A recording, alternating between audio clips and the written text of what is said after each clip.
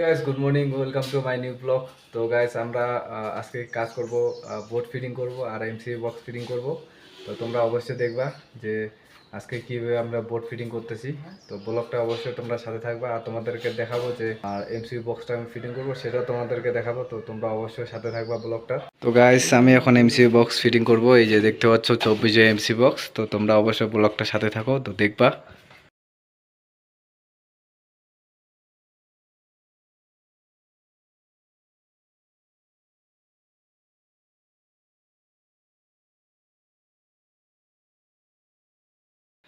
তো গাইস আমার neutral fitting হয়ে গেছে, মানে নিউট্রাল বারে নিউট্রাল তার জোড়া হয়ে গেছে। এখন 16 এমপিয়ার এমসিবিগুলো ফিটিং করব আর 6-এর। তো দেখো ফিটিং করতেছি। তো গাইস এগুলা 2.5-এর হচ্ছে 16 এমপিয়ার এমসিবির মধ্যে দিয়ে দিব।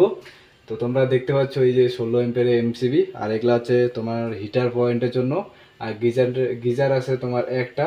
তো আমরা গিজারের জন্য আহ, এই যে 20 এমপিয়ারের এমসিবি দিয়ে দিছি। তো ফিটিং করি, দেখো।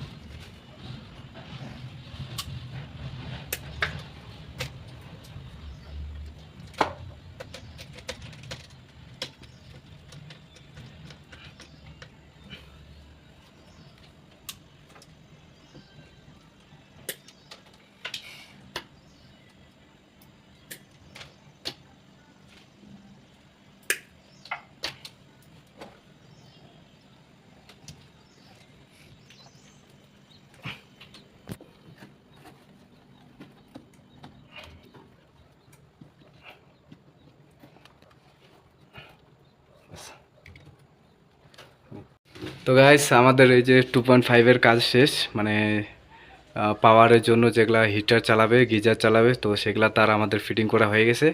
এখন শুধু 6 এমপিয়ারের এমসিবি এখন ফিটিং করব সুইচ বোর্ডের জন্য, তারপরে ইনভার্টারের। তো ব্লকটার সাথে থাকো। তো গাইস এই যে দেখতে পাচ্ছ আমাদের এমসিবি বক্স ফিটিং হয়ে গেছে। আর এই যে ডিপি তোমার 63 এমপিয়ারের, আর এই যে 16 এমপিয়ারের তোমার এমসিবি। তো এটা আমরা হিটারের জন্য ইউজ করছি 2.5-এর তার। তার পাশে আছে সব হিটার পাওয়ার পাওয়ার প্লাগ। তো আর একটা গিজার আছে, এই যে দেখতে পাচ্ছ তোমরা 20 এমপিয়ারের এমসিবি। আর এদিকে তোমার 6 এমপিয়ারের এমসিবি। এগুলো আমরা লাইটের সার্কিট করছি। এই এমসিবিটা হচ্ছে তোমার ইনভার্টারে এক দুইটা এমসিবি ডবল করতে রাখছে, আমাদের সার্কিট ডবল করতে রাখছে। একটা এমসিবিতে দুইটা সার্কিট করছি। তো আর এগুলা তার হচ্ছে আমাদের 2 এর সুইচে, তো 2 এর সুইচ হবে, সেই জন্য আমরা তারগুলো এখানটা রাখিয়ে দিছি। তো গাইস তোমরা দেখতে পাচ্ছ তো আমাদের শর্টিং তার হয়ে গেছে এমসিবিতে। তোমার আইসোলেটর থেকে ডবল ডবল করে দিছি আমরা, সিঙ্গেল ফেজের আইসোলেটর এটা। তো গাইস তোমরা ব্লকটার সাথে থাকো, এখন আমরা লাইট লাগাবো। তো গাইস আমরা অনেকক্ষণ থেকে, মোটামুটি 1 ঘন্টা থেকে আমাদের এমসিবি বক্স লাগানো হয়েছে। তো বেশিক্ষণ লাগেনি। তো কার কাছে কেমন সময় লাগে, তো আমার কাছে মোটামুটি 1 ঘন্টা সময় লাগলো এমসি বক্সটা ফিটিং করতে। তো আমরা এখন লাইট লাগাবো, 5টা সিলিং গ্লুপ লাগাবো। তারপরে যদি সময় থাকে তো আমরা পরে সুইচ বোর্ড ফিটিং করব। তো এখন আমরা লাইট লাগাবো। তো গাইস এই যে সুমন এখন লাইট লাগাবে। তো এই যে সিলিং গ্লুপ এলইডি 12 ওয়াটের এটা লাইট। তো কোম্পানি হচ্ছে জিএম এর। তো ওকে আমি এখন ছাড়ে দিয়েছি লাইট লাগার জন্য। তো ওকে আমি আস্তে আস্তে সব কিছু কাজ ছাড়ে দেবো। তো সময়টা আসলে তো শিখতে লাগবে ওকে তাড়াতাড়ি কাজ। তো দেখো লাইটটা লাগাচ্ছে ও।